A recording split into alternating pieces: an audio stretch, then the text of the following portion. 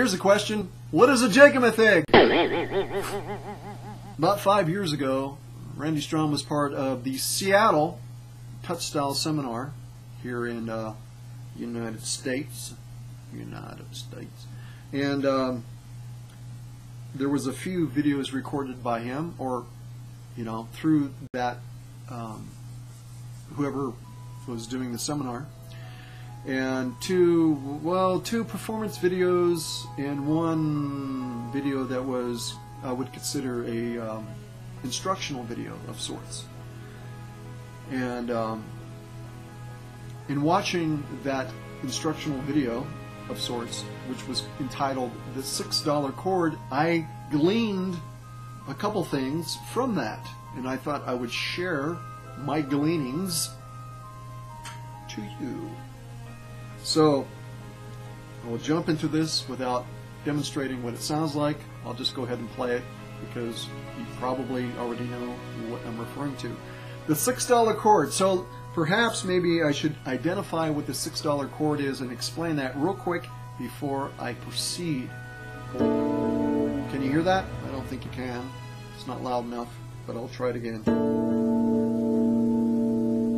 Okay, that's a major 7 flat 5 chord, and that's what Randy calls the $6 chord. And the reason why he calls it the $6 chord is because it's a voicing that he uses, that he uses a lot. And we all get caught up in our voicings and we use them quite often. If they're effective, what does it matter? If it works, don't stop using them. And in this case, it's used quite often, so it's a good way to look into the use of this chord, hence the reason for doing this video. So,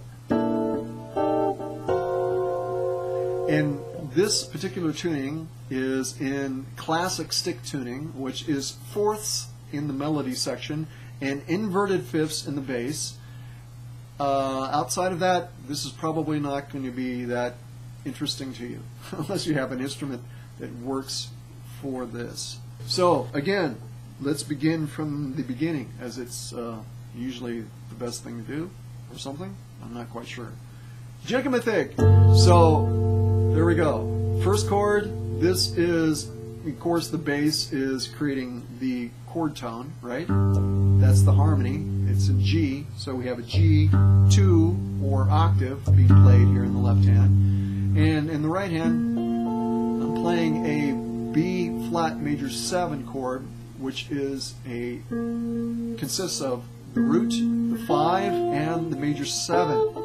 So for those that want notes, which is good because I don't like tablature, is the B flat, which is the root, and the 5th, which is F, and the 7th, which is A. So there we go. There's different ways to play it, of course. You can play it with its 3rd, and you can play it with its 5th like this, but in this situation, let's use this particular voicing.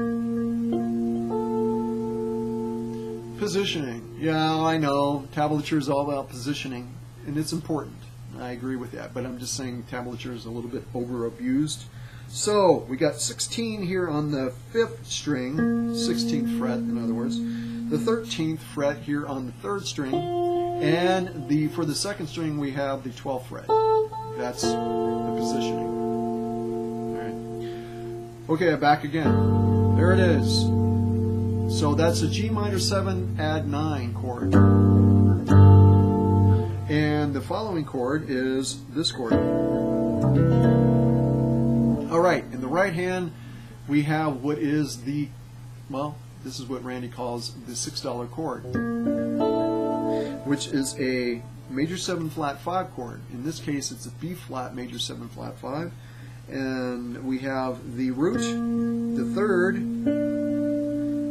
the 5 flatted, and then the 7 included, making up the chord. And in the left hand we have a C dominant 7.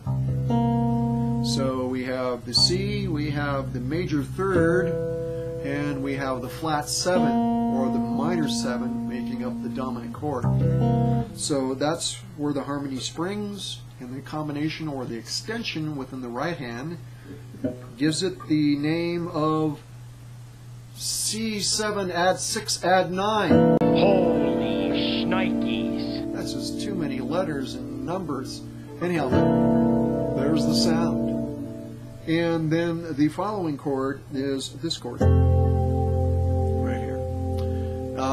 We have an F2 in the left hand, and in the right hand we have a its third, which is C, and then G, which is its 7, so A minor 7.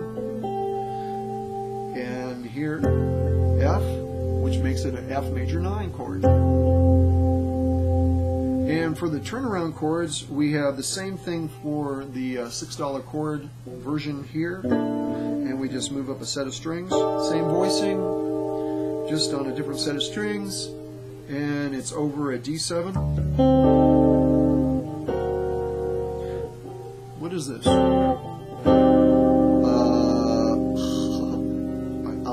What is that? It's a D7 flat 9 and 11. And then this is a D7 sharp 5 sharp 9. What I would do on the turnaround here, if you were to solo over top of this, would be to play something like a E flat melodic minor or something. That's what I'm thinking. Otherwise, mostly of what we got going on here, just to keep it simple. And that's always good. Simple's always best, because if you keep things simple, you can always add to it. But if you make things complicated, you can't really do anything but take away from it, if you know what I mean. So, beginning with something, you want to keep it simplistic.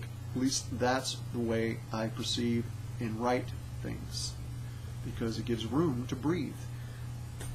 All right, back on track here. So, there it is. Okay, moving on. And then right there we just have the F major scale. So I'm thinking pentatonic, because pentatonic rules, man. It's the most used scale for a reason, because either you're landing on a chord tone or you're bending up or sliding into a chord tone. It's all good. There's so much expression with that scale, and it's never ever ever overly abused unless you play the same lick over and over again. And then when that gets boring, you play it faster. Don't figure, but it is what it is. But it's an awesome scale because it allows you to do so many different things incrementally. As far as the way that you approach chords, you can slide in half steps. You can slide out half steps. It's just so expressive. There's so many things you can do with it. That's just another video altogether. But anyhow, let's look at that.